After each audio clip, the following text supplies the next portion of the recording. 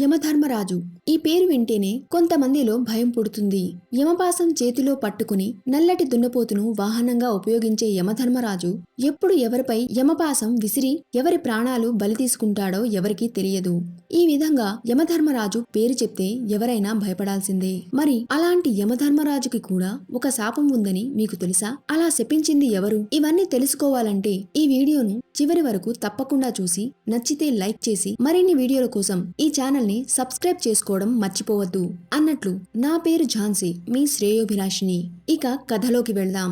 భూలోకంపై మనం చేసిన పాప పుణ్యాలు మనం చనిపోయిన తర్వాత యమలోకంలో వాటిని తేల్చి తగిన శిక్ష విధిస్తారని చెబుతుంటారు. నరకలోకానికి అధిపతి అయిన యముడిని యమధర్మరాజు అని కూడా పిలుస్తారు. యముడు ఎవరి పట్ల పక్షపాతం చూపించకుండా అందరికీ సమాన శిక్షలు అమలు చేస్తుంటారు. ఎల్లప్పుడూ ధర్మంతో ఉండే ఈ యముడు స్వయాన ఈ ప్రపంచానికి కాంతిని ప్రసరింపజేసే సూర్య భగవానుడికి పుత్రుడు. అలాగే యమధర్మరాజుకు చెల్లెలు యమి, సోదరుడు శనీశ్వరుడు ఉన్నారు. యముడు యమపురిలో ఉండి భూలోకంపై ఉన్న మనుషుల పాపపుణ్యాలను లెక్క కడుతుంటారు. పురాణాల ప్రకారం భూలోకంలో నివసించేటటువంటి మనుషుల్లో మొదటగా యమధర్మరాజు మరణం పొంది పరలోకానికి వెళ్లినట్లు చెబుతారు. నిజానికి యమధర్మరాజు పేరు చెప్పగానే ఎంతో మంది భయపడతారు. అయితే యమధర్మరాజుకు కూడా మన దేశంలో కొన్ని చోట్ల దేవాలయాలను నిర్మించి ఎంతో ఘనంగా పూజలు నిర్వహిస్తారు అనే విషయం బహుశా చాలా మందికి తెలియకపోవచ్చు. కొన్ని ప్రత్యేకమైన రోజులలో ఈ దేవాలయంలో పెద్ద ఎత్తున పూజలు నిర్వహిస్తారు. దక్షిణ దిశకు అధిపతి అయిన యమధర్మరాజు మనం చనిపోయిన తర్వాత యమలోకంలో అందరి పట్ల నిష్పక్షపాతంగా ఉండి పాపులకు సమాన శిక్షలను అమలు చేయటం వల్ల యమధర్మరాజు అని పిలుస్తారు. ఇంతటి ధర్మబద్ధమైన యమధర్మరాజుకు కూడా ఒక శాపం ఉందని మన పురాణాల్లో ఒక కథ ప్రాచుర్యంలో ఉంది. పిల్లలు ఒక వయసుకి వచ్చే వరకు వారికి మంచి చెడుల విచక్షణ తక్కువగా ఉంటుంది. అందుకని పెద్దలు చేసే పొరపాటుతో సమానంగా పిల్లల పొరపాట్లను చూడలేం. కానీ ఎంత వయసు వరకు ఓ పొరపాటుని బాల్య చాపల్యంగా భావించాలి అన్న ప్రశ్నకు మహాభారతంలోని ఓ కథ స్పష్టమైన సమాధానం చెబుతుంది. పూర్వం మాండవ్యుడు అనే ముని ఉండేవాడు. ఆయన మహా తపస్సంపన్నుడు.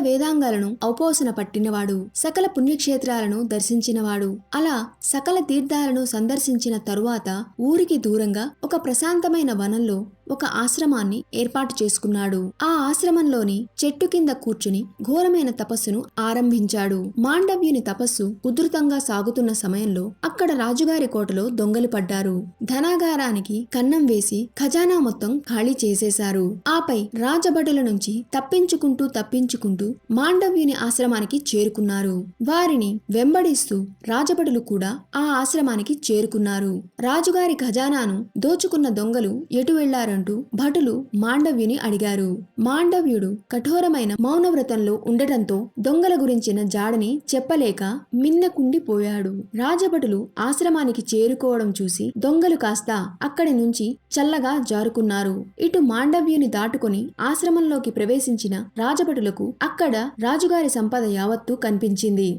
మాండవుని ఆశ్రమంలో సంపదను చూసిన రాజభటులకు అతను కూడా ఈ చోరీలో భాగస్వామే అన్న అనుమానం కలిగింది. వెంటనే ఆ సొత్తుని మాండవ్యుని కట్టగట్టి రాజుగారి దగ్గరకు తీసుకువెళ్లారు. మరికొద్ది రోజుల్లోనే మిగతా దొంగలు కూడా రాజభటులకు చిక్కారు. తన కోశాగారాన్నే దోచుకోవాలని ప్రయత్నించిన దొంగలకి రాజుగారు మరణదండన విధించారు. వారికి సహకరించాడన్న అనుమానంతో మాండవ్యుని మెడలో శూలంగుచ్చి ఉంచమన్నారు. తనకు శూలదండన విధించినప్పటికీ మాండవ్యుని తపోనిష్టలో ఎటువంటి మార్పు రాలేదు. కారాగారంలో నరకయాతనను అనుభవిస్తున్న మాండవ్యుని దర్శించేందుకు ఎక్కడెక్కడి నుంచో మునులు పక్షుల రూపంలో వచ్చి ఆయనను దర్శించుకోసాగారు. శూలం గుచ్చుకుని కూడా చనిపోకుండా తపోనిష్టను కొనసాగించడం, ఎక్కడెక్కడి నుంచో పక్షులు వచ్చి ఆయనను దర్శించుకోవడం గురించి విన్న రాజుగారికి మాండవ్యుడు నిజంగానే ఓ మహాత్ముడు అన్న నమ్మకం కలిగింది. మాండవ్యుని వెంటనే విడుదల చేయవలసిందిగా రాజుగారు ఆజ్ఞాపించారు. అపార్థంతో తను తలపెట్టిన కష్టానికి క్షమించమని వేడుకున్నారు. అయితే మాండవ్యుని నుంచి శూలాన్ని తీసే సమయంలో దాని మొన మాత్రం ఆయన గొంతుకులో ఉండిపోయింది. అప్పటి నుంచి ఆయనను అనిమాండవ్యుడు అని పిలవసాగారు. ఇదంతా నా ప్రారబ్ధ కర్మ ఫలితమే అంటూ మాండవ్యుడు ముందుకు సాగిపోయాడు. యథావిధిగా తన తపోనిష్టను సాగించాడు. కొన్నాళ్ల తర్వాత మాండవ్యుడు యమధర్మరాజును కలుసుకోవటం తటస్థించింది. యమధర్మరాజా, చేయని తప్పుకు అంతగా శిక్షను అనుభవించేందుకు నేను చేసిన పాపమేమిటి అని యముడిని అడిగాడు.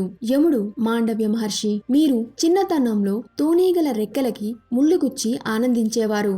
ఆ తప్పుకి ఫలితంగానే శూలదండనని అనుభవించారు అని వివరించాడు యమధర్మరాజు. ఆ మాటలు విన్న మాండవ్యుడు కోపంతో, యమధర్మరాజా, చిన్న పిల్లలకు యుక్తాయుక్త విచక్షణ ఉండదని నీకు తెలియదా? అలాంటి వాని తప్పులకు తీవ్రమైన శిక్షలను విధించడం ఎంతవరకు భావ్యం? ఇక మీదట 14 ఏళ్లలోపు పిల్లలు తప్పు చేస్తే దానిని పెద్ద మనస్సుతో క్షమించాల్సిందే. అలా కాదని వారికి పెద్దలతో సమానంగా శిక్ష విధిస్తే అలా శిక్ష విధించిన వారికే ఆ పాపం చుట్టుకుంటుంది. అంతేకాదు, నేను తెలిసి తెలియని వయసులో చేసిన తప్పుకి ఇంత శిక్ష వేసినందుకు గాను నువ్వు మానవ జన్మ నెత్తుదువుగాక అని శపించాడు. అప్పటి నుంచి హైందవ సంప్రదాయం ప్రకారం 14 ఏళ్లలోపు పిల్లలు చేసే తప్పులను చిన్నపాటి దండనతో సరిపెట్టమని చెబుతారు. ఇక మాండవ్యుని శాపం వల్ల యమధర్మరాజు విదురునిగా జన్మించాడు. నిన్న మొన్నటి వరకు భారతీయ శిక్షా స్మృతిలో 18 ఏళ్లలోపు వారినే బాల నేరస్తులుగా పరిగణించేవారు. కాని నిర్భయ హత్య తరువాత ఆ వయసుని 16 ఏళ్లుగా కుదించారు. అది కూడా సరిపోదని 14 ఏళ్లు దాటిన వారు ఎవరైనా తీవ్రమైన అపరాధం చేసినప్పుడు కఠిన దండనకు అర్హులే అని చాలా మంది మేధావులు వాదిస్తున్నారు. కానీ ఎప్పుడో మహాభారత కాలంలో ఎవరు బాల నేరస్తులు, ఎవరు కారు అన్న విషయంలో ఒక స్పష్టత ఉండటం గమనార్హం. అదండి ఇవాల్టి వీడియో. నేను పెట్టిన కంటెంట్ మీకు నచ్చినట్లయితే ఒక లైక్ ద్వారా మీ సపోర్ట్ ని తెలియజేయండి. తప్పకుండా మీ ఫ్రెండ్స్ కి షేర్ చేయండి. ఇది మన ఛానల్ మరింత మందికి రీచ్ అవ్వడానికి హెల్ప్ అవుతుంది. ఓం నమో భగవతే వాసుదేవాయ. లోకా సమస్తా సుఖినో భవంతు.